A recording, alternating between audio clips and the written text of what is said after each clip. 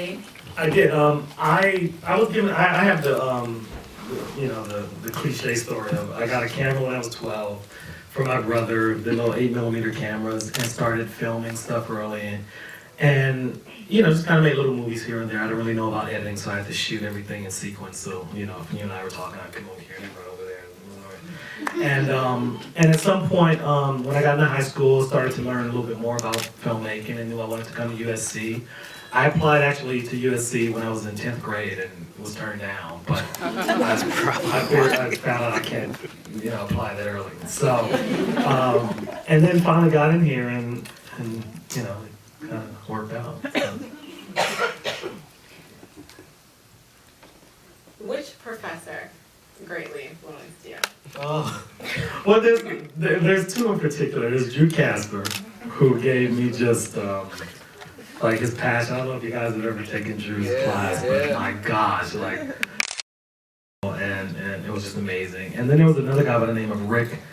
I want to say his name was Edelstein or Edelberg or something like that, but he taught directing, and he was kind of the first teacher that I remember we had to go and do a title sequence for a movie, and so we went out and shot a title sequence, and we would bring it back, and not a title sequence, but the beginning of your movie. And he was the first teacher to really look at my stuff and say, what the was that? It was so bad that, by then this was like my last semester in school, so you're a little cocky. You're like, yeah, I'm getting out in a couple of months, whatever. And I brought this to him, and he just said, this is, we have any kids today? This is shit. And he was the first person to really, make me kind of, go, wait a second, I gotta make sure I'm on my stuff. So those are the two that I remember. How did USC prepare you for a career as a director? It's funny, I was talking to some of the students, we did an interview while the film was going on, and I was telling some of the students there's a stamina that USC prepares you for, and because there's the stamina and then there's the collaboration. When you're in film school, we're all tired and, back then, there's a little bit more, at your disposal here, but you couldn't really get your hands on film. Like now, we all have digital cameras and we can kind of do it a little bit easier. Back then, you couldn't get film easily, so we all helped one another, and so there's this collaboration of being able to ask friends of yours and ask for help, and some of us would come to class and, some days you would sleep and I would take notes, and we'd switch off other days. So. And and if one of us had a daytime shoot and the other had a nighttime shoot, we'd take our lights to them at night. We'd still check them out even though we don't need them, and take them to their set at night. So there was just this collaborative environment that just really helped you make film. So and then the stamina of just finishing it. It's so funny. I better not say that because somebody will take me up on it. But I used to. Whenever somebody told me, hey, I just finished the movie, I'd give them something like a bottle of wine or some champagne or whatever it is, just because you don't understand how difficult it is to finish a movie. It's just finishing it, because nobody sets out to make a bad movie. So when you do finish it, whether it's good or bad, it's always just first that you finish it, and that's kind of what USC teaches you to do. How do you decide what projects you're going to work on? It's weird. Like this one, I read the script and just laughed out loud, and I have a weird sense of humor, and barbershop in this movie, that's my sense of humor. And when you find projects that just make you laugh, and I tend to edge towards comedy or dramedy and this and that, and when you find material that literally just kind of, it tugs at your heart a little bit, because I'm a little bit of a softie. As you can see towards the end of the movie, we kind of get into the heartfelt moments. But I like to laugh, and when I find material that makes me laugh, it's great. It's great. Stylistically, of course, romantic comedies are formulaic. How do you set how did you set out to make this film stylistically different from others? Well, what was great about this film is that it was already being told from a different standpoint. This is, I won't say it's the first, because who knows, but it's one of the first movies that I've seen, or that I've made, where it tells this love story, this romantic comedy from the guy's perspective. And that's what really got me interested in the movie, is that you get to hear what the guy, because normally a romantic comedy and it is always told from the girl, what's the girl going through, and then the guy is just kind of like, he comes in and takes them to a date and whatever. But this one was, the guys, and so we really wanted to make sure we hit that, because I think, and look, I only judge from the way the audience responds. There's a lot of what we think as guys, what we think is up on the screen, and we try to make it unfiltered, so you get a chance. So that's kind of what attracted me to it, and that's what I held on to, is that let's make this from the guy's perspective. And it definitely comes across in this film. Thank you. How would you define your style as a director? It's interesting. I guess now I really do describe it as dramedy. I get, I think the best humor comes from what really happens. It's weird. Like, I remember being at, I had a teenage friend when I was in high school, was shot and killed. And I remember, and of course, obviously it was my best friend in high school, and it was just this really, gripping moment in your life and growing up. And I remember at the funeral, we laughed. There's always that moment that kind of makes you laugh. And I don't know if you guys have been at a funeral. There's always a moment where somebody says something stupid, or somebody shows up that you go, why the fuck is he here?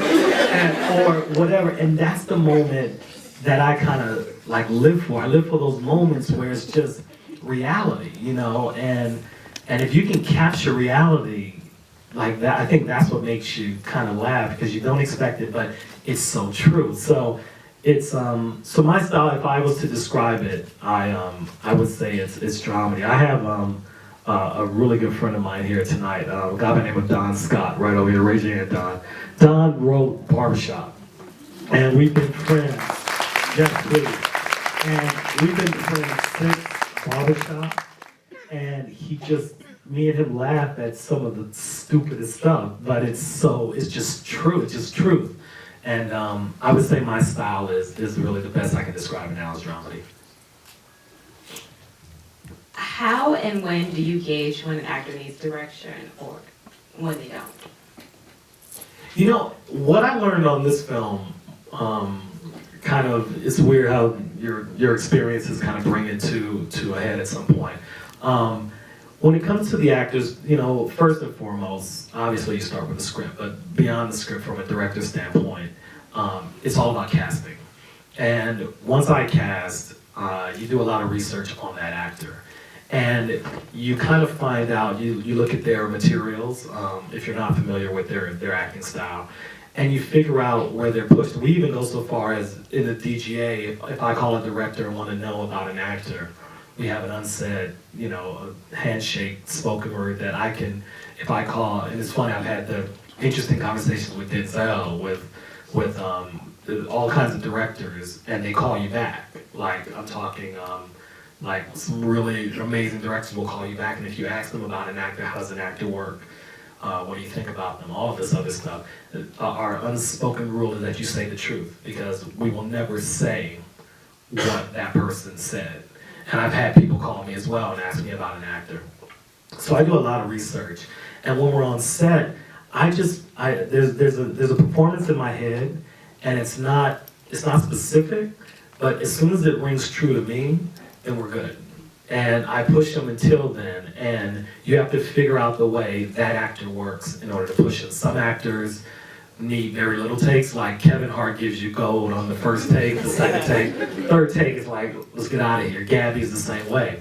Taraji gives you gold on first, second, third, but if you let Taraji go to the seventh, she'll just, I don't know if you remember the moment where she has the wine glass and she moves away from Michael Ealy like twice. When that came out of her just, one day she said, like around the sixth take, she's like, I would just not let him get close to me, because if he does, I'm gonna jump his bones. And so she just started moving away. And so around this seventh or eighth take, that's kind of the kind of gold you get. So you have to kind of find out or figure out how they respond and how they how they respond to your input.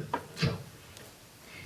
Can you take us through the steps it takes for you to prepare for a project? I won't bore you that long, but I will say that I watch a lot of movies,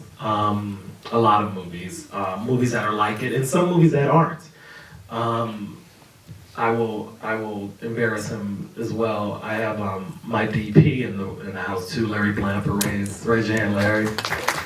Larry has literally been on my last 5 movies. So one of my other calls goes out to Larry, and I will sometimes send him just like a whole trough of just pictures, and I go on the internet, and I used to have to do it with magazines, where you tear out the tear sheets. Now you can do it on the internet, and I just look for everything, like visuals. I look at a lot of movies that are like it, like I said before, some that aren't. I try to find scenes that are like pretty much every scene in my movie. I read the script over and over again, and every time I read the script, I read it from the perspective of one character, so that you can find out what they're thinking, so where they would stand. And even characters, like with Barbershop, there are a lot of characters that wouldn't say something in a scene, but you still have to account for what they're doing at that particular moment. Sometimes it's just they're listening, or sometimes it's like they're hungry, or sometimes it's they don't like what that person's talking about, so they're pissed off. So I go through. So there's a lot of I even put together a map. I'm more of a visual guy, so I put together a map of each person's storyline. There's so many things that I work on. It's just a constant studying and asking yourself questions of what if and what that person is going through. So that's a little bit of it. At what point does the directing become a hindrance to the performance? You can talk too much. You have to. I have a really good story, and I don't remember this. We were doing a scene with Q, and it was late, and we couldn't shoot it from. He was in the car with Michael Ealy, and they were driving somewhere, and we couldn't shoot like we wanted to, like this, because everybody found out it was Cube, and so everybody's running up, along the cars and everything. And I wanted Cube to do something, and I didn't feel like he was playing it right. And that's just my opinion. I'm not saying I was right. I'm just saying I didn't feel like he was playing it right. And I went over to him, and I tried to give him a little bit of a note, and he said, Tim, just let us do it, damn it. And he just said, with that voice too. And I was like, okay. And it was a cold night. We were out there, and we were on the trucks, like on the rig. And the next scene, he did it exactly like I wanted it to do it. And later on, we talked about it. He said, Tim, I figured that if I didn't do it how you wanted me to do it, we were gonna be out here all night. So you learn, there's little things that you learn, and you learn when to say stuff. And believe me, some things have gone wrong that make you say, okay, it's not necessary for me to say that. And there's other things that, even though I have a note, I don't say it until the camera rolls. There's a lot of times where the actor just needs to do it again, and I can tell that they just needed to do it. I don't talk to the actor until like the second or third take. They've worked on stuff that night. Let them get it out. And I like to keep the camera rolling as much as possible. That if I can, I figure there's just when you let them go again without yelling cut. As soon as you yell cut, the circus comes in and does all this makeup and stuff and blah blah blah blah blah. And I kind of just let them roll, and then at some point they either get there or I have to step in and say something, but I kind of let the actors work it out. What percentage of the scenes were improv? And what, if any, are the challenges you face when an actor is doing improv? I love improv. I push guys to do it. This what you saw, of course, Kevin Hart, most of his stuff is Kevin. It's like him walking in and saying, how old is your mom? That was literally just, Kevin, I need you to come in the door and just kind of tell them, we gotta go, I'm sick of being here. And he walked in and said that, and it was like, oh my God. And I just let him do his thing. So I look for the happy mistakes. I push people to, and look, there's some actors that can do it well, and there's some actors that can't. Or don't like to. because I do believe most good actors can do it. So you just kind of wait for it to show up, and sometimes doing it over and over again is what allows them to do it. But I really push improv. This film, I would say, a lot of it was on the page because we did a table read, and we could take what they did in the table read and put it in the script. So I would say probably, with Kevin it's probably 50-50, but with most of the other guys it's like, 70-30% being improv, and I use the actors chip off of me because I used a lot of their improv, because that, to me, that's the real stuff.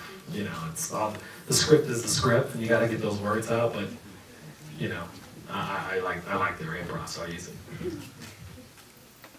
Comedy versus action. What is the difference in working on action adventure versus comedy? And do you feel a stress difference in a film that's like 12 million versus 100 million? It's funny, the whole stress of it all, the stress is kind of the same. It's just with an action film like Fan 4, it just lasts longer. I described it to you like it's if you're really tired or a little bit tipsy, and it's the difference of driving home or driving to Vegas. And there's a different way you go at it. Like home, I can do this. For Vegas, you might have to roll down the window and stop for some coffee and call somebody and say, talk to me on the way, I'm going to Vegas. So it's that's my description of, the stress is the same, it's just more of it. And the difference, it's all storytelling. Yes, obviously with action, there are more teams that you are in command of, second unit and visual effects and special effects and makeup and all of that stuff. But you learn, if you're lucky at some point, to just direct all of them and know when to lay off of them and when to be in their face. So from like the mid 90s to about early 2000, there was like this surge of like Black romantic comedies, and then it sort of did a dip. And then there was this, when I say that, it was like multiple, there was a large pool of Black directors directing, and then it did a dip, and then there was this one director who had his films out, and it was geared to a very particular population or, group of Black people. Now it seems like we're going back to when the mid-90s, 2000, when we had a diverse group of Black filmmakers making Black romantic comedies. Why? Why do you think? I'll be safe on that question. Look, it's a business. I remember with Barbershop, there was this big surge of let's make a bunch of these movies, and you had movies like The Cookout come out, and there was a lot of movies that tried to, there was immediately there were like beauty shop types of movies and all of this stuff that came out. It's a business, and Hollywood is not very versed in this genre. There are just not a lot of executives. Clint Culpepper, who runs Screen Gems, loves, films in this genre. And I'll have a hard time calling it Black films because I don't make Black films. I make movies, and then I love it when there's a lot of Black people in it. And I think the actors out there are just as talented as anyone. But films in this genre, there's not a lot of executives out there making these films, or really Clint Culpepper wants to make this movie. He's the guy that tells you that if this movie makes $1 profit, he'll make another one. He's that guy. And there's not a lot of people out there, and I think when you speak of kind of the monolithic tone that's happened in the industry in the last few years, it was just that, we can say it, Tyler came out, and the business of what he was doing was so incredible that Hollywood kind of went, well, we don't know how to do it. They put out a couple movies and they only made 25, and Tyler's making 90 and 60 and 50, and we don't know how to do it, so we'll just leave it to Tyler. And that's what happened in the studios. And I think with movies like this, and even Jumping the Broom that came out and did very well, if these movies can do business, then it will open up, because they will start to notice that there is not a monolithic, this genre doesn't like a monolithic tone. They like different types of filmmakers. So it just comes down to go to the movie, buy a ticket. Excuse me, My It's phone okay. seems to be going off. Oh. Okay. And this question actually, this is my question, Okay. which is there are key habits to being successful. What are some of your habits? Oh, good question. You know, I think it's, you know, I think one of it is learn from your mistakes. If you're blessed enough to get other opportunities in this industry, you're gonna make mistakes. Your career's gonna go up and down. And I've learned to. It's weird now, even though I haven't been around that long, but I've been in it for 10 years now, and had projects go well and projects go bad and blah blah blah. And it's just being, you know, being consistent in the fact that you keep pushing. You know, F. Gary Gray and I, you know, it's like, you know, push through is what we always say. Just push through. To never stop. Just keep working at it. If you hang around in this industry, you're gonna get other chances. And I think the thing would be to just be resilient and just keep working. Just whatever, even if you got to take a job on that pilot on Nickelodeon, whatever it is.